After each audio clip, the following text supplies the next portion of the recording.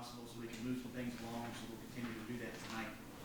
If you have not yet, if you're going to speak, if you will sign up right where Mr. Schutte is signing now, if you will sign in on that. If you plan to speak, if you will do me a favor, if you will stand for me, raise your right hand, and Charlie will swear you in.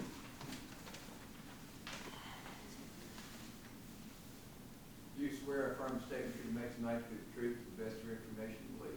Yes. Thank you. All right, we need to go over a couple of things. We had a couple of special meetings, or one special meeting and some minutes to go over, so I'll give the board time to look over the minutes, and then we'll approve those as we see fit. I will approve the February 1st, 2027 minutes. And I'll approve the February 1st. I'll second that. Any questions or comments? All approve by saying aye. All opposed by saying there are none. We need March 18th. I'll make a motion to approve March 18th special meeting minutes. I'll need a second. A second. Tommy seconds the motion. All in favor by saying aye. All opposed by saying there are none. Motion carries. We do have some old applications where we did not have an March meeting. I'm a month behind. So we have some old applications. The first application being S-2024-09. Elise?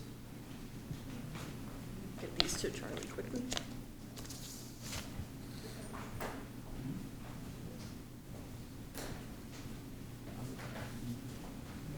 Thank you. This is application S-2024-09, variance to the side yard setback from 50 feet to 30 feet for an accessory structure at 2080 Barkley Road. It's bisected by the Harrison County-Scott County line off of Barkley Road, just south of the Dividing Ridge Road, Barkley Road intersection. It's an A1 zone parcel, and the portion that we can see in the county and get an accurate property size on is 5.47 acres. However, we didn't have access to the Harrison County system. We believe it is a little bit larger than that. This is an aerial shot of the property here. The orange line is the county lines roughly approximated, and the red lines is the extent of the property. So you can see a portion of it is in Scott County, a portion of it is in Harrison County. And when we're looking at variances, we refer to KRS 100.243, which are our findings requirements. We have a couple tonight, but I'll run through them real quick.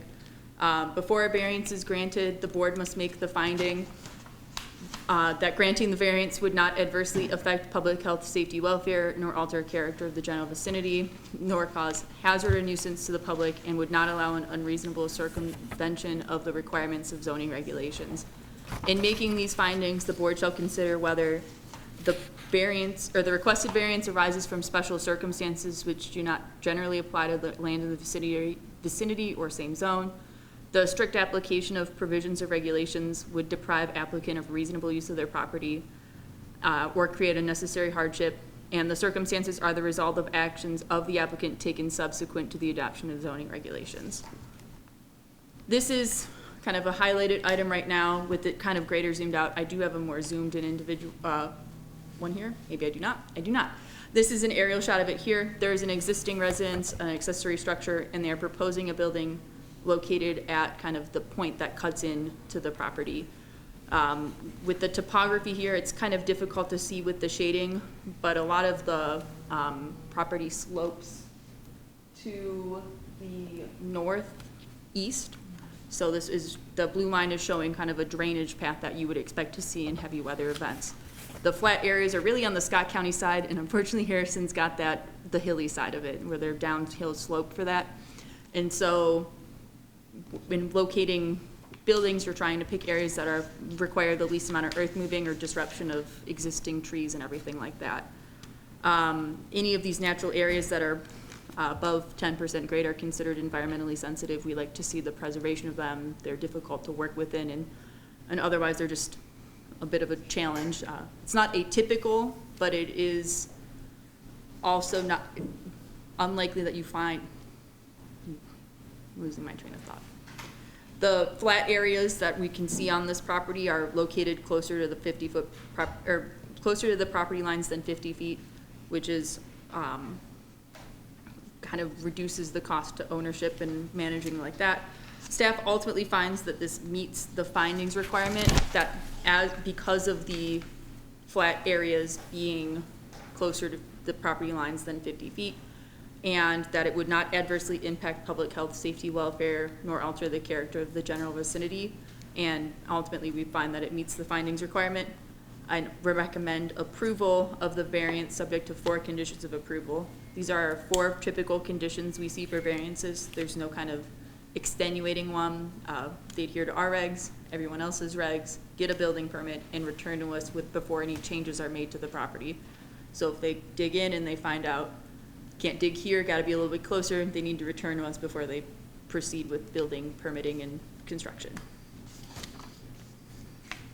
Board have any questions for Elise? All right, thanks, Elise. Is the applicant here? Anything you would like to add? I don't think so. She said way more than I was prepared for. All right, any questions for the applicant? All right, anybody else want to speak on this application? Okay. We'll entertain a motion. Charlie, you don't have any signs? Okay, I'll make the motion that we approve application number S-2024-09 for variance to the side yard setback of 75 feet for accessory building at 2080 Barton Road. Okay. I have a motion on the floor, it needs a second. I second it. Tommy seconds. Any questions or comments? All in favor by saying aye. All opposed by the same. There are none. Motion carries. Thank you. Appreciate it. You're welcome to stay with us for more punishment if you'd like. I'll send you guys a letter tomorrow that you can take to building inspection and then proceed with getting your permits and starting construction on the property. Thank you. Thank you. Next application, S-2024-10. Let's see here. Good evening. We have application S-2024-10 before us at 196 Indian Creek Road.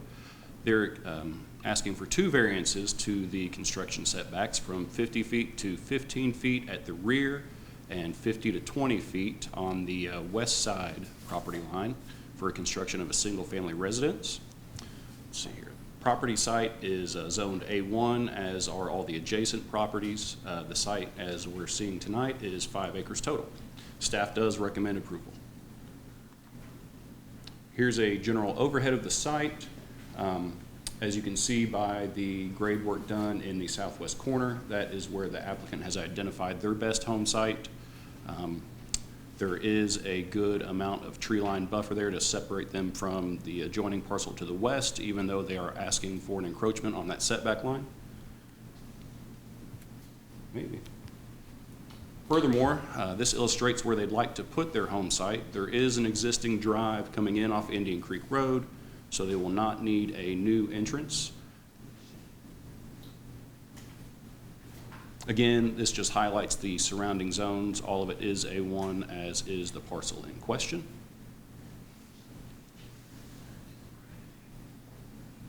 This will illustrate the variance request for you. This is the plat of record. Again, they're looking for a reduction to 15 feet off the west boundary, 20 feet off the rear. Staff has identified that there are great amounts of slope and natural drainage on the site, considerably in what would be the central part of the site. All of it moves from west to east and south. There are also areas of natural drainage that, again, could see significant drainage during heavy weather events. As you can see by the tree lines there, they love that drainage they receive. Again, the spot they've identified is by far the flattest on the property. Anything that we see above a 10% grade we consider environmentally sensitive, so we encourage all applicants to remain off those sites and limit disturbance to those. As Elise spoke before, we do have 3 items to consider when we're going to approve a variance. I believe you will find that this application meets all 3, A, B, and C. There are special circumstances on the lot, again, the slope and drainage to the area. If we were to adhere strictly to these requirements, it would deprive the applicant of reasonable use of their land and provide hardship. And the circumstances are not a consequence of any of the applicant's actions themselves. Again, project site here is A1 in zone, 5 acres. There exist a few areas that are not steeply sloped in the entirety of the parcel, majority of which are located within the building setback line, necessitating the variance request. There are 2 areas of significant natural drainage that we did note earlier. Much of the property is considered environmentally sensitive as such, considering the grade. So much of it is unbuildable in these terms. Approval of this variance would not adversely impact the public health, safety, or welfare and would not alter the character of the general vicinity. Again, a strict application of the ordinance would deprive the applicant of usability of the property, and it does meet all requirements in KRS 100-243. We did have one item of record. The property owner to the west wrote us a letter. They have their property up for sale. They were concerned that a positioning of a new home along their property line, so to speak, would inhibit a potential sale. However, we were able to reach him by phone and reassure him that they will not be exactly on the property line.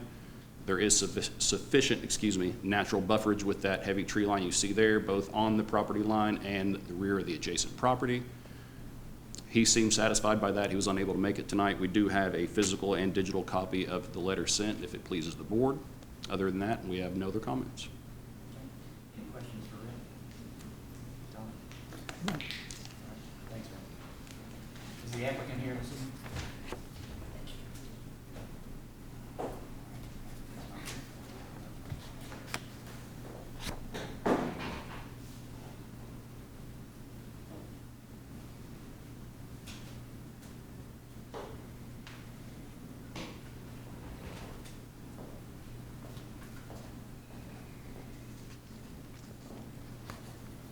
Anybody else want to speak on this application?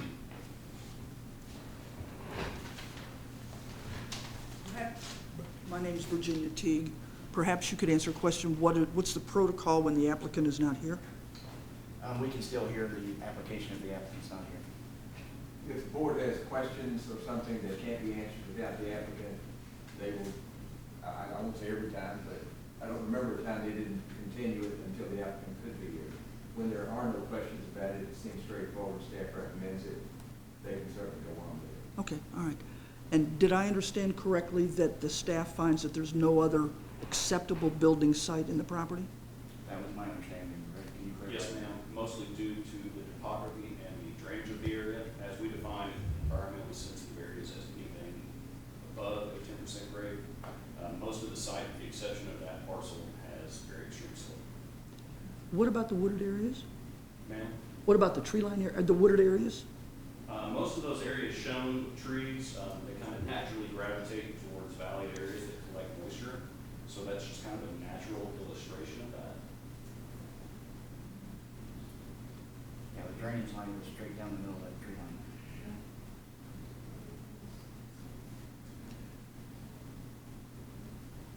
And all of this data is provided by USGS and Okay. RGS. And the drainage area up in on the top is also in that flat area up there? It all Above, farther? drains south into the east, yes. Okay, all right. Thank you very much. No problem. Thank you. Anybody else want to say anything on this application? All right.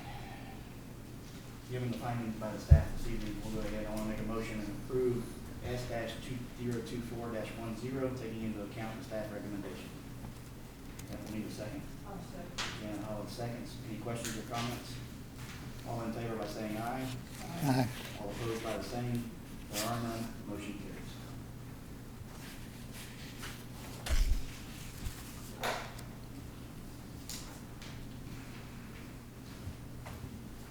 Next application, excuse me, S-2024-11. Thank you. This is a conditional use permit for secondary residence for family member farm worker at 4819 Muddy Ford Road. It's an A1 agricultural zone property, approximately 26.15 acres. Staff ultimately does recommend approval, but I would call to notice the location of it above Cynthiana Road, but Muddy Ford is pretty much bound by 2 major roads. It's a difficult identifier, so we've not specifically, at least not on the slide itself, but in the staff report I do reference that it is south of the kind of notorious, we'll call it, S-curve that's on Muddy Ford Road. So this is a property here. Unfortunately, the property lines are kind of a little bit incorrect. It was a previously subdivided parcel, and the aerial imagery still uses a line that is no longer applicable post-subdivision. But I've identified it in kind of that pink and purple area of the property. This is the plat itself that subdivided the parcel, two front parcels from the larger one in the rear. And then this is kind of the layout and distribution of buildings on the property. There's an existing residence, some existing secondary buildings, and they're looking to add a secondary residence to the property. Ultimately, this meets our requirements for 5-acre lot, or 5 acres per residence assigned, and does not kind of violate any of our rules about that one. We specifically reference for section 4.21, subsection L of the zoning ordinance when we're looking at secondary residences. This location was very gracious and made me also a slope map for this property. You can see the drainage easement is, or the drainage lines are through the rear, and the slope is from west to east, kind of with a much flatter area in the central area before proceeding as you go east down into the drainage line and then down the property. Ultimately, these are the 3 or 4 findings here. It talks about the specific area of the zoning ordinance that this requirement is from, the size of the property and the zone. Its status is large enough to meet the density requirements if it was approved, and the conditional use permit would not adversely impact public health, safety, welfare, nor alter character of the general vicinity. And staff ultimately recommends approval of the conditional use permit subject to 8 conditions. There's not really one that's specifically atypical. The first 4 were the same 4 as the previous application presented. We always recommend that they build and they get an address for any dwellings, any buildings like that. When we recommend that they, or where possible, we recommend that people build 50 feet from property lines and 100 feet from existing residences, so that in the potential future where the present owner or future owner wishes to subdivide the parcel, they're able to do so without having to require a variance granted by the Planning Commission Board. The last item is that they get if they need a new driveway permit from KYTC, because this is a state maintained road. Any questions for Elise? Is the applicant here?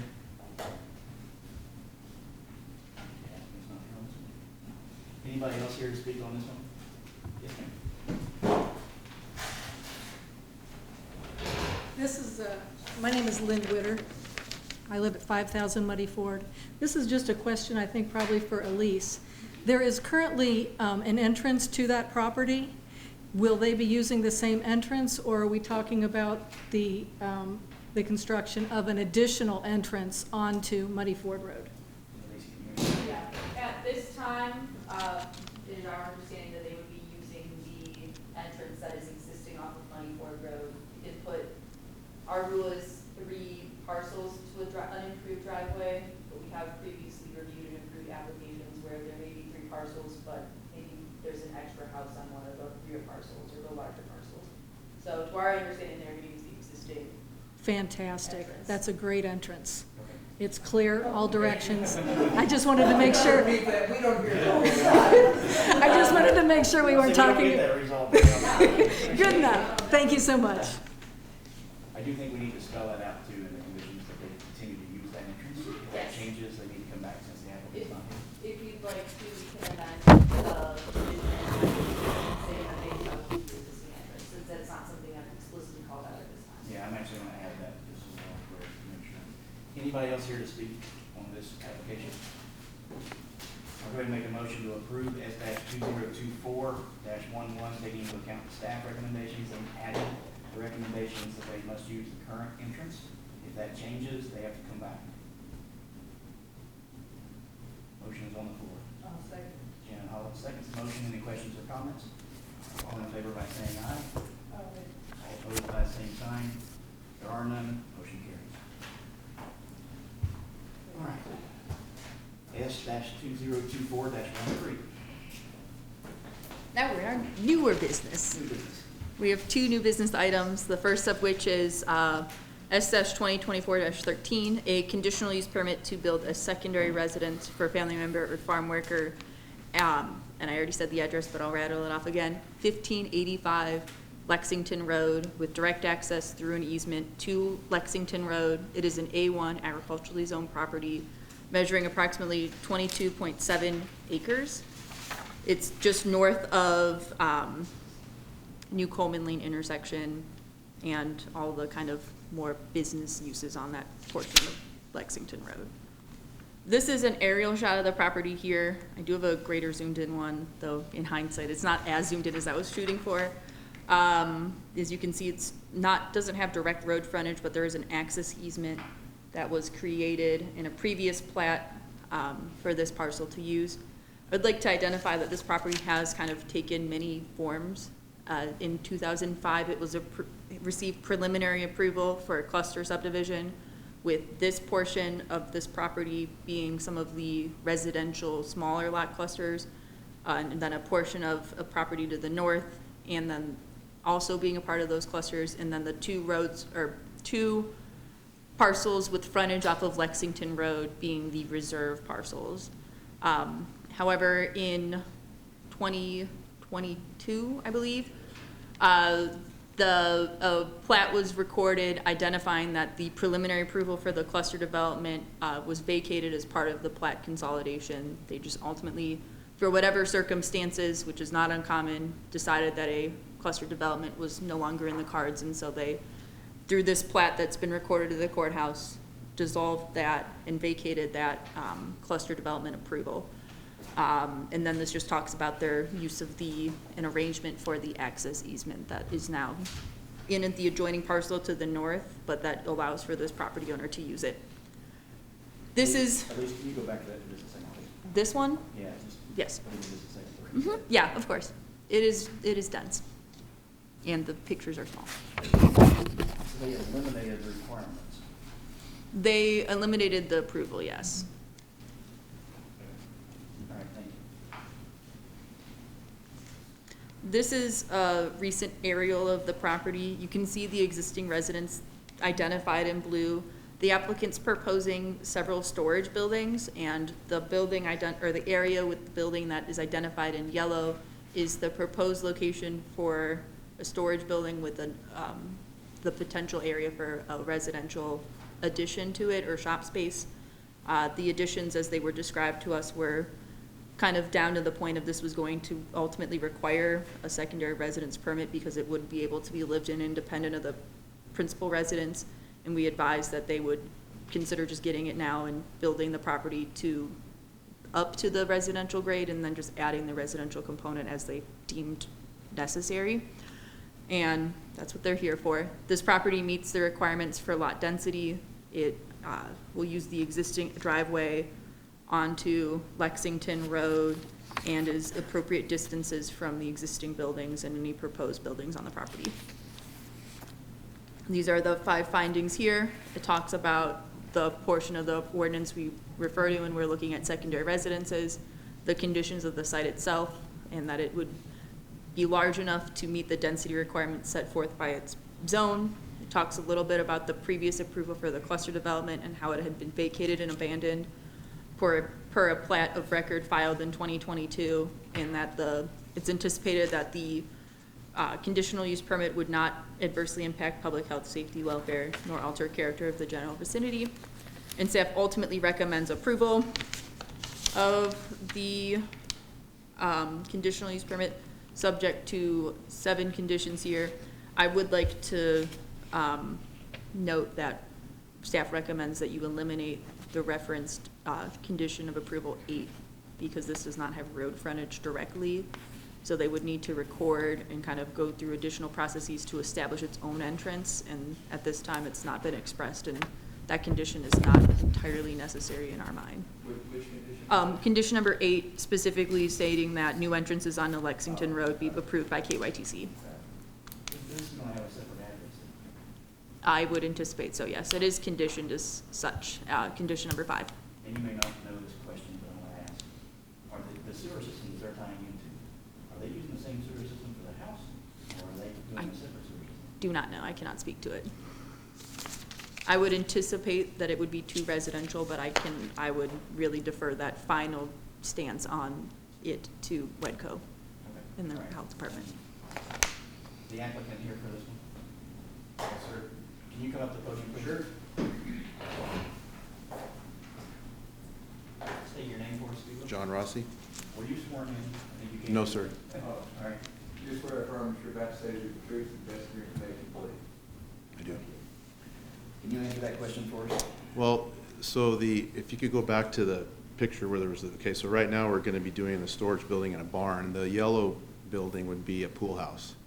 It's not going to be designated as a residence. It's just, we're going to put a pool in and that'll be a pool house. So when I talked to Elise, we just wanted to do everything at one time. I don't know if we're going to be building it all at the same time or just several buildings in the next couple of months. So that's kind of where we're at. As far as your question on the septic system, no, we would do a separate one for that. Because the septic system that was calculated for our house is maximum. All right, so I'm a tad bit confused because the application's for a second residence. But you're saying you're not going to Well, build a second residence? pool house / guest house. Okay. So if the guest house is considered as a second residence, then yes, it would be considered a second residence. Charlie, you see a problem with I don't think so. The old brain is still clicking a little bit, but no, I really don't think so. Because the main point of this requirement is that second residence, number one, can't just be for commercial purposes, and other things can't be just for subdivision purposes, but it must be set back appropriately, which this is. And if at some point there is a subdivision for sale and whatnot, it's got to satisfy, which this does. So the fact that they don't move somebody in, it actually is for pool house primarily, I frankly don't see a difference that makes a difference. Yeah, if I call you up and go tonight, well, that'll be your fault. So what is the scope of work that you're doing right now? Just the one in Illinois? We're going to try to do them as closely as possible right now. Yeah, it would be the proposed storage building and the proposed barn would be first. And then we would continue or finish with the building of the future guest house, pool house. We don't have a pool yet, so has to go first. So, yeah. All right. Any other questions for the applicant? All right, we may ask you a few here in a little while. Thank Sure, you. no Appreciate it. problem. Is there anybody else here to speak on this?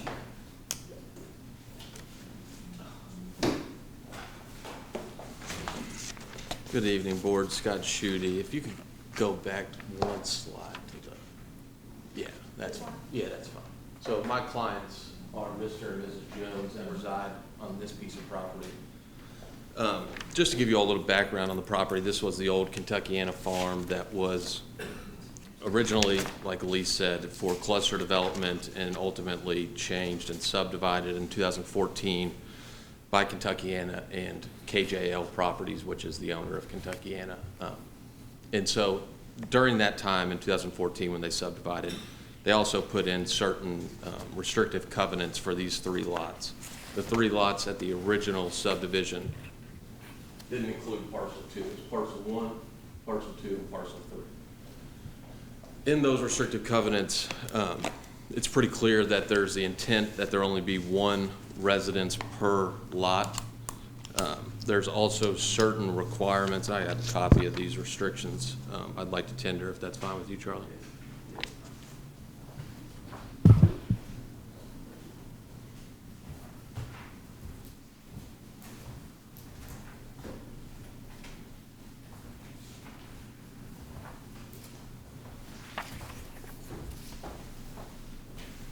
And so in those covenants, you'll see on page 2, paragraph 4, it says all residences.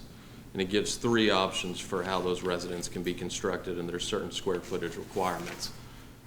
I'm sure, as all of you all are aware, if you live in an HOA or a neighborhood, there's certain deed restrictions that when you buy a piece of property in these HOAs that you assume these restrictions will be abided by, and that you've invested in a piece of property that you know how the remaining property will be developed. We don't believe that constructing a second residence that's 40 by 60, as shown on the plan that's been submitted, complies at all with these restrictive covenants. So when you look at your findings, I believe it's number 5 of your findings states that it will not, this use will not alter or change the characteristics of the surrounding area. When I think about determining what the surrounding area is supposed to look like, how it's supposed to be developed, my first place I would look would be 1, zoning ordinance, and then 2, the restrictive covenants on how the developer and the original parties intended for this property to be developed. That is why we don't believe that this conditional use permit meets that standard and will alter and affect the characteristics of the surrounding area. And Chairman Dillo made a point earlier about who will be residing in this residence. And I understand Charlie's position. I don't have much of an argument with it, but I think your ordinance is pretty clear that if you're going to build this secondary residence, it has to be occupied by a related family or by a farm worker. Personally, I don't think a pool house from which nobody's going to reside in meets that standard. Your ordinance also makes clear that the Board of Adjustments has no authority to vary the use regulations or other regulations not specifically delegated. So we'd ask you to follow the plain text of the zoning ordinance in light of those restrictions that obviously contradict this request. And as we stand up here tonight, we're not per se against Mr. Rossi building a pool house. What we're contemplating, or what we're concerned about, is that there was a cluster development approved on this piece of property. There has been discussions of subdivision and further dividing this tract, and our concern is that you get this approved as a secondary residence, you at some point in time subdivide that property, and now we have 2 lots instead of 1.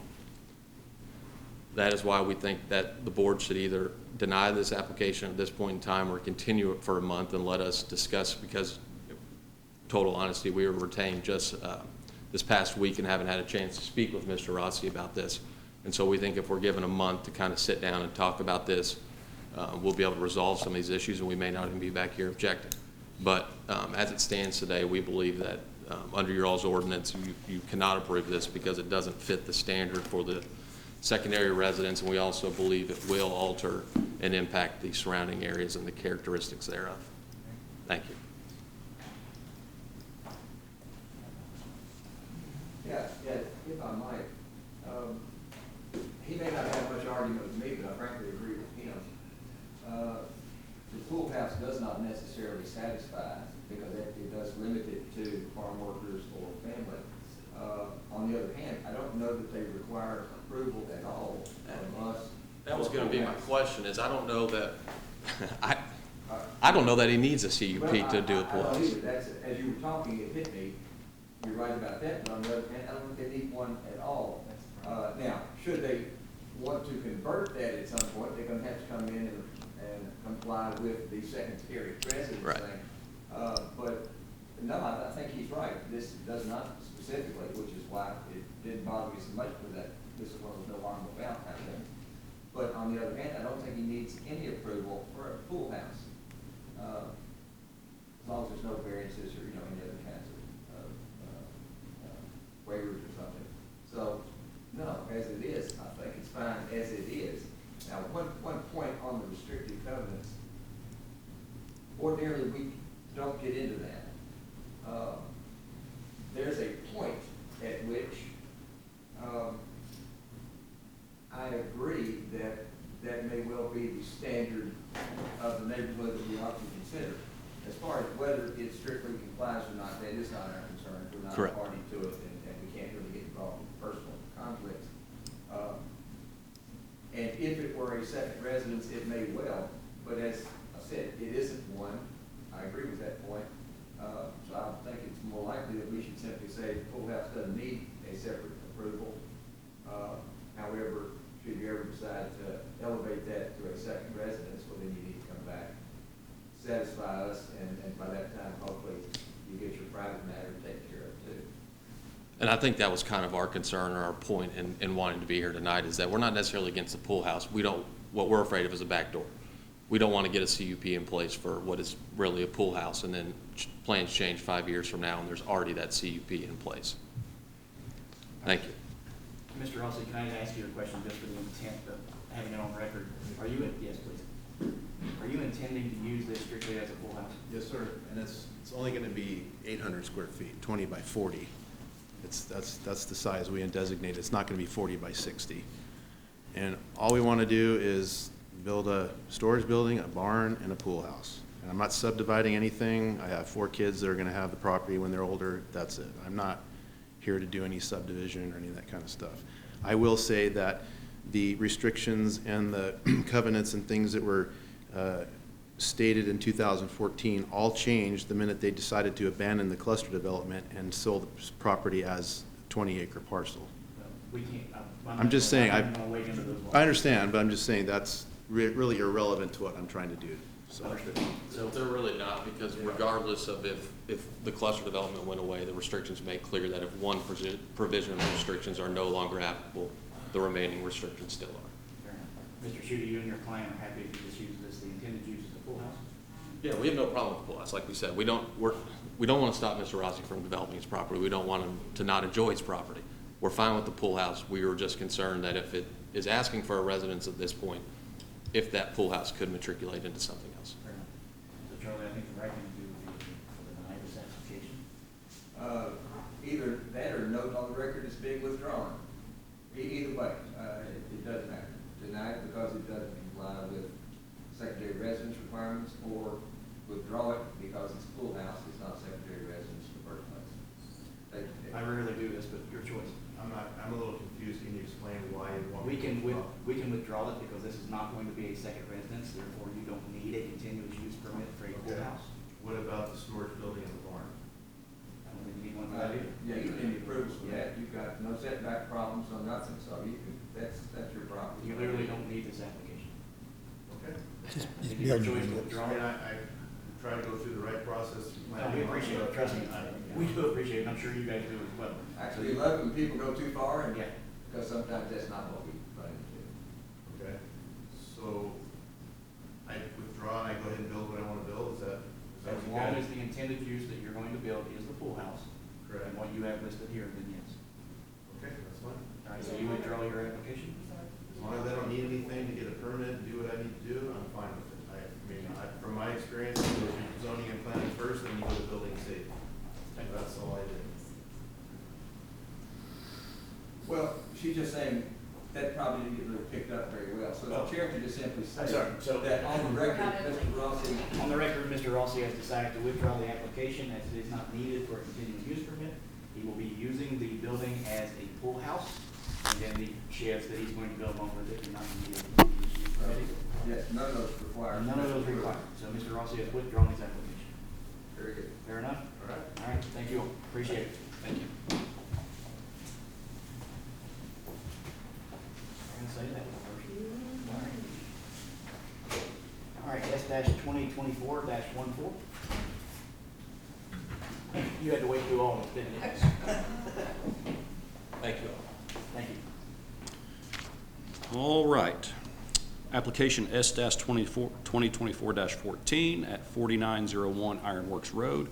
This is also a conditional use permit for construction of a secondary residence for family or farm worker. This is an A1 parcel of 28.145 acres immediately off of Ironworks Road, accessed by Lexington Road.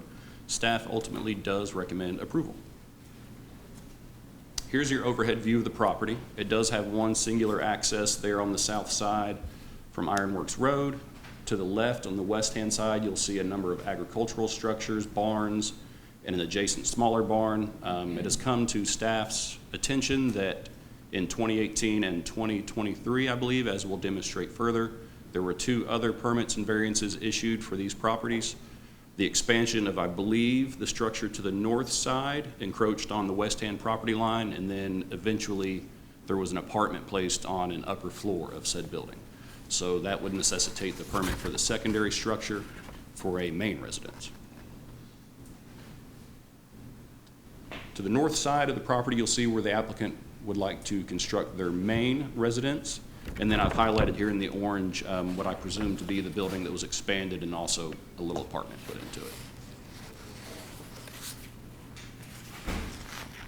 Again, this property is zoned A1. This is a conditional use in the zone, consistent with other applications we've seen even this evening. All the other adjacent properties are A1 as well. This site does have the acreage to accommodate the density requirement as well. Again, there were two previous variances and permits for this property. The first occurring in 2018, which would have been the variance to reduce the side yard setback for the expansion of that barn or ag building. The second being in 23, a conditional use permit for a above barn apartment or studio. And that's why we're here this evening for the conditional use for a secondary residence intended to be their main residence. Any questions for Rick? Ultimately, we find that this project does satisfy all of our requirements. It is a 28.145 acre parcel zoned Ag 1. It did have the two previously granted requests. It's large enough to meet our 1 dwelling per 5 acre density requirement, and the approval of this permit would not adversely impact the public health, safety, or welfare. Additionally, it would not alter the character of the facility, or vicinity, excuse me. We do recommend approval with our standard 7 requirements. We did add on the additional number 8, just in case they do decide to put a separate entrance off of Ironworks Road. It must be approved by the Kentucky State Transportation Cabinet District 7. We did not see any intent of adding a second entrance, but there are a lot of things to wind through as you get to the rear of the property, so just in case they decide to access it differently. Any questions for Rick? Thank you. I know you're the applicant, you'll live part of it. Anything you want to add to that? No, I think he said everything, and no, we don't have any intention of adding another entrance. Any questions or comments? All right, I'll entertain a motion. I make a motion that we approve S 2024-14 conditional use permit based upon the conditions of approval from the staff. I'll second the motion. Any questions or comments? All in favor by saying aye. All opposed by the same. There are none. Motion carries. Thank you. Any other business that we need to?